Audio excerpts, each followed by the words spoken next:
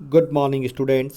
श्री रतनलाल कमललाल पाटनी राजकीय स्नातकोत्तर महाविद्यालय किशनगढ़ से मैं महेंद्र कुमार वर्मा, सहायक आचार्य व्यावसायिक प्रशासन विभाग। Dear students, BCom part first के paper first principle of management में जो हमारा टॉपिक हम अध्ययन कर रहे थे नेतृत्व और नेतृत्व शैलियों के प्रकार।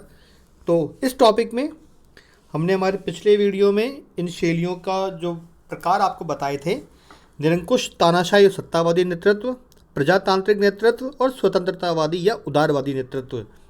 तो पिछले वीडियो में हमने पहली जो प्रणाली थी या शैली थी, निरंकुश, तानाशाही या सत्तावादी नेतृत्व, उसके ऊपर डिस्कस किया था। आज के इस वीडियो में हम प्रजातांत्रिक नेतृत्व और जो थर्ड नंबर की है स्वतंत्रवादी नेतृत्व या उदारवादी नेतृत्व प्रणाली, उसके ऊपर डिस्कस कर रहे हैं। तो प्रजातांत्रिक नेतृत्व में सबसे पहले अगर हम इसके अर्थ की बात करें तो निरंकुश नेतृत्व के ठीक विपरीत प्रजातांत्रिक नेतृत्व या हम कहें डेमोक्रेटिक लीडरशिप होती है, जो हमारे देश में लागू है। ये हमारे जो देश का नेतृत्व है वो डेमोक्रेटिक लीडरशिप के रूप में ही कार्य करता है। यह अधिकारों के विकेंद्रीकरण में विश्वास रखता है। नेतृत्व की इस प्रणाली में अधीनस्थों के सुझावों, शिकायतों, समस्याओं का स्वागत किया जाता है। नेतृत्व की यह प्रणाली निर्णयों में आपसी परामर्श तथा सहभागिता को महत्व देती है।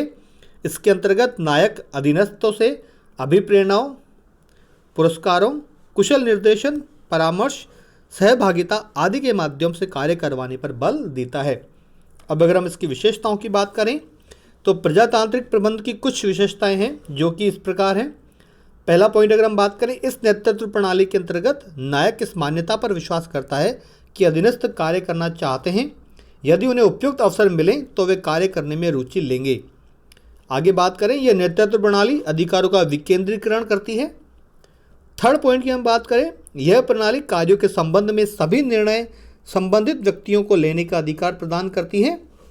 इस प्रणाली में अधीनस्थों के सुझावों तथा उसकी शिकायतों, समस्याओं पर पर्याप्त ध्यान दिया जाता है। इस प्रणाली में नायक अधीनस्थों से परामर्श करने तथा उन्हें प्रबंध में सहभागिता देने में विश्वास करता है। इसमें अधीनस्थों की योग्यताओं के विदोहन करने की कोशिश की जाती है जिससे उनका विकास हो सके। अगला है, इसमें द्विमार्गीय संचार यानी कि टू वे कम्युनिकेशन की व्यवस्था पाई जाती है। अब अगर हम इनके लाभों की बात करें कि प्रजातांत्रिक नेतृत्व के क्या क्या लाभ हैं, तो सबसे पहले पॉइंट में है, इस प्रणाली के अंतर्गत संस्था पे अधीनस्थों को अपनी क्षमताओं का पूर्ण विकास करने का अवसर मिलता है। दूसरे बिंदु की बात करें, अधिकारों के विकेंद्रीकरण से कार्यों को शीघ्रता से पूरा किया जा सकता है। इसमें अधीनस्थों में निर्णय क्षमता का विकास होता है। संस्था में प्रजातांत्रिक वातावरण का निर्माण होता है जिससे कर्मचारी संस्था का महत्वपूर्ण भागीदार बनता है।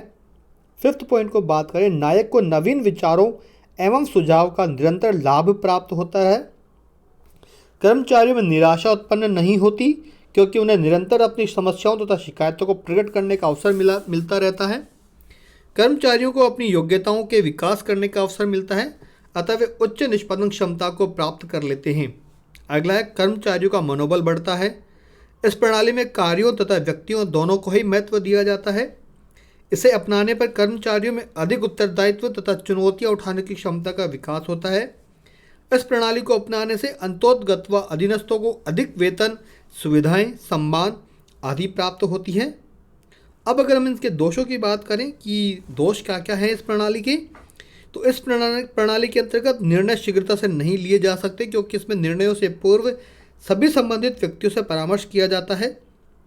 इस प्रणाली के अंतर्गत प्राय लोगों को उत्तरदायी ठहराना कठिन होता है क्योंकि इसमें सहभागिता एवं परामर्श से निर्णय लिए जाते हैं। थर्ड पॉइंट की बात करें, इसमें अधीनस्थों को निर्णय लेने का अधिकार सौंपने के कारण कुछ लोग नायक को अकुशल तथा अयोग्य मानने लगते हैं। इस प्रणाली को निरंतर अपनाने पर कई कर्मचारी सभी छोटे बड़े मामलों पर परामर्श या सुझाव देने के आदी हो जाते हैं। ऐसे में यदि उनसे संस्था की छोटी से छोटी बात के लिए भी परामर्श नहीं लिया जाए तो वे अपमान महसूस करने लगते हैं, चाहे वे उसमें कुछ भी योगदान नहीं दे रहे हों। अब अगर हम इसकी उपयोगिता की बात करें तो प्रजातांत्रिक नेतृत्व प्रणाली सामान्यतः बहुत ही उपयोगी मानी जाती है।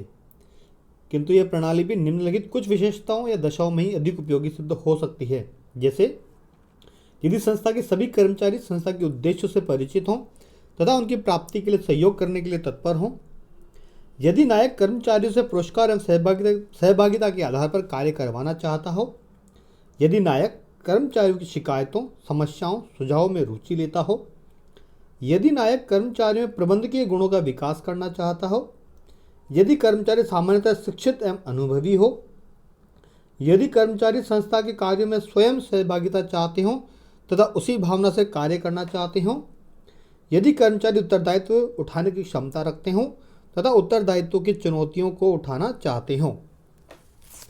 अब अगर हम नेक्स्ट बात करें कि स्वतंत्रतावादी या उदारवादी नेतृत्व के अंतर्गत क्या क्या हैं, तो सबसे पहले हम अगर उसके अर्थ की बात करें तो स्वतंत्रतावादी नेतृत्व वह है जो अपने अधीनस्थों, अनुयायियों के कार्यों में प्राय हस्तक्षेप नहीं करता या न्यूनतम हस्तक्षेप करता है। नायक अधीनस्थों को स्वतंत्रतापूर्वक या निर्बाध रूप से कार्य करने का अवसर देता है। इस नेतृत्व प्रणाली में अधीनस्थ संस्था के उद्देश्यों के अनुरूप अपने उद्देश्यों को स्वयं निर्धारित करते हैं।